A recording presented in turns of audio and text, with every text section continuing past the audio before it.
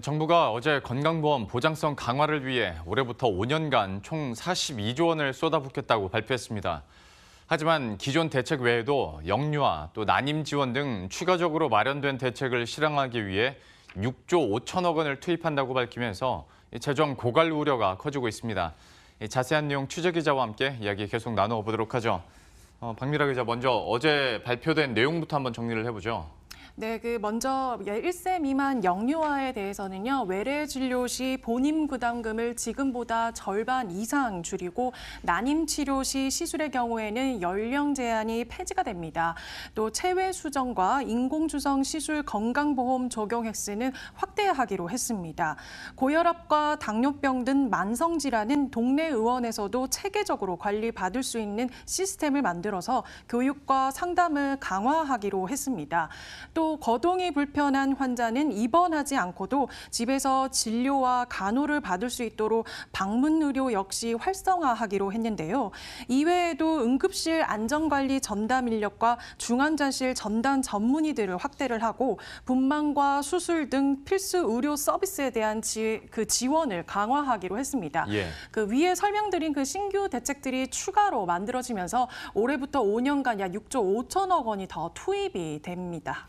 보장성이 강화된다는 건 좋겠지만 사실 공짜는 없는 거 아니겠습니까? 이렇게 하다 보면 보험료는 오를 수밖에 없을 텐데 어느 정도로 예상해 볼 수 있을까요? 정부도 보험료 인상에 대해서는 필요하다는 좀 동의를 했는데요. 예. 올해는 건강보험료들이 3.49% 인상이 됩니다. 또 2020년까지는 매년 3.49% 인상, 역시 인상이 되는데요. 다만 2023년부터는 건강보험료율을 연평균 3.2%씩 인상한다는 계획입니다. 또 그동안 건강보험료가 부과되지 않았던 연 2천만 원 이하의 주택 임대소득에 대해서도 내년 11월부터는 건강보험료를 부과하기로 했습니다. 또 역시 건강보험료를 부과하지 않고 있었던 연 2천만 원 이하의 금융소득과 또 프리랜서 고소득에 대해서도 건강보험료를 부과하는 방안을 논의하기로 했는데요. 마지막으로 국고지원금 규모도 매년 확대해서 재원을 마련한다는 방침입니다. 올해 정부 지원 규모는 올해 보험료 수입 대비 13.6%인 7조 9천억 원가량 될 것으로 예상이 되는데요. 오는 2020년 이후에도 올해 지원 수준을 유지한다는 게 정부 측 설명입니다. 예.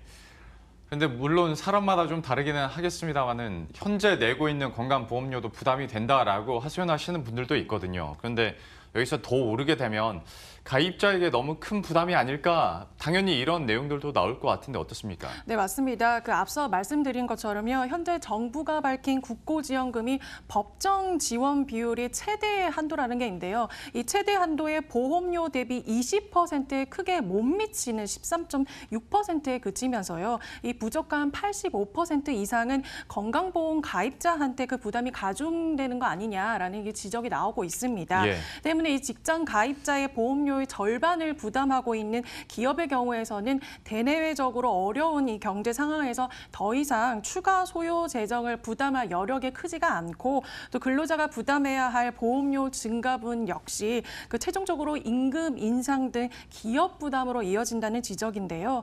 때문에 정부의 지원 방식과 또 지원 규모에 대한 재검토가 필요한 거 아닌가라는 게 전문가들의 설명입니다. 예. 보험료율이 올라가면 가입자도 부담이겠고 당연히 국고 지원 액수 자체로 봤을 때도 증가하는 거 아니겠습니까? 그러면 국가 재정에는 이상이 없습니까? 네, 아무래도 재정이 고갈되는 거 아니냐라는 그런 우려의 목소리가 나오고 있는 만큼 정부도 재정 절감 방안에 대한 구체적인 방안도 공개를 했습니다.